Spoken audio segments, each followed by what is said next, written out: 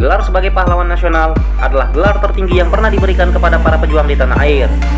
Gelar yang berupa anumerta atau diberikan setelah kematian ini diberikan oleh pemerintah RI atas tindakan-tindakan yang dianggap heroik, yang definisinya adalah perbuatan nyata yang dapat dikenang dan dijadikan teladan sepanjang masa bagi masyarakat lainnya.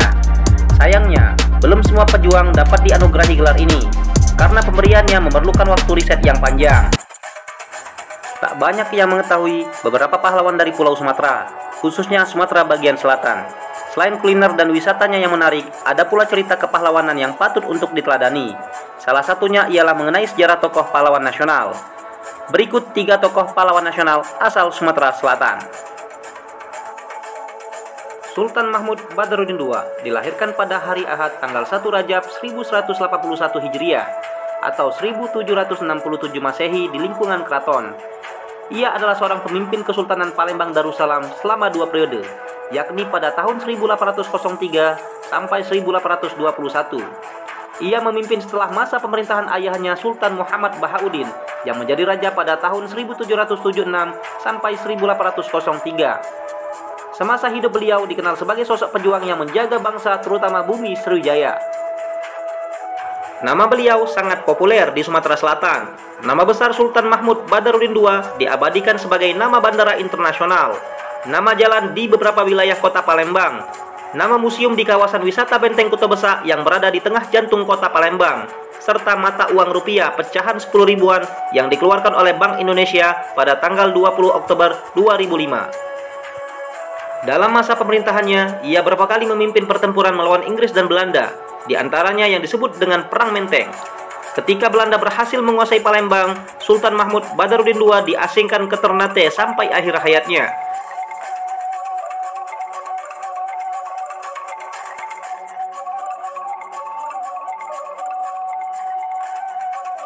A.M. Thalib adalah mantan tokoh militer Indonesia dan tokoh pengusaha yang lahir di Palembang 23 Februari 1922. A.M. Thalib merupakan salah satu pejuang yang semasa hidupnya pernah menjadi seorang jurnalis atau wartawan dan seorang wirausaha.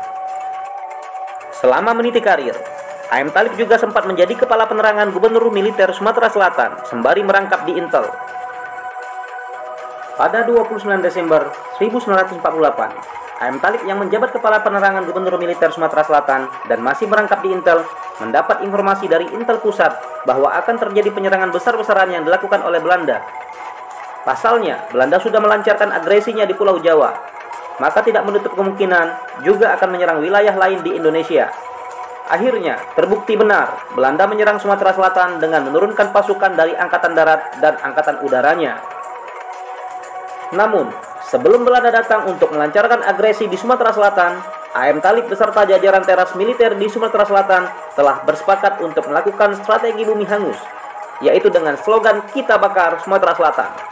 Artinya, semua fasilitas yang bisa digunakan oleh Belanda akan dihancurkan secara total, baik itu gedung-gedung, jalan raya, jembatan, bahkan kebun-kebun juga tidak luput di bumi hanguskan. Secara tidak langsung, perekonomian yang dikelola oleh kaum kapitalis juga sebagian dari sisa-sisa juragan Belanda menjadi kolaps dan gulung tikar. Sementara itu, Belanda akhirnya datang dan menyerang Sumatera Selatan dengan membabi buta. Namun, A.M. Thalib dengan semua pejuang di sana tetap gigih berjuang melawan penjajah Belanda.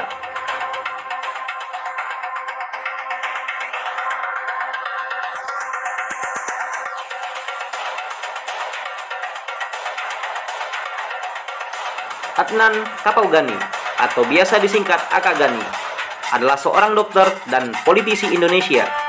Beliau lahir di Palembayan, Agam, Sumatera Barat, Hindia Belanda pada 16 September 1905 dan meninggal di Palembang, Sumatera Selatan 23 Desember 1968 pada umur 63 tahun. Meski lahir di Sumatera Barat, nama Akagani telah tergores sebagai sosok pahlawan nasional dari Kota Pempek, Sumatera Selatan. Akagani aktif dalam perjuangan mulai dari perintisan, pergerakan, dan perjuangan menegakkan proklamasi kemerdekaan RI hingga masuk pada kabinet pemerintahan Presiden Soekarno. Jasa dan pengabdiannya kepada masyarakat bangsa dan negara sangat besar. Ia juga merupakan tokoh militer tanah air. Setelah Indonesia merdeka dan selama masa revolusi fisik, beliau memperoleh kekuasaan politik dengan bertugas di kemiliteran.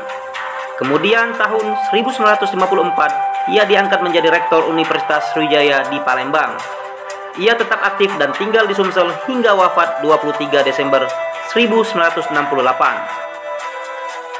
Untuk mengenang jasa-jasanya, Presiden Susilo Bambang Yudhoyono memberikan gelar Pahlawan Nasional Indonesia kepada Akagani pada tanggal 9 November 2007.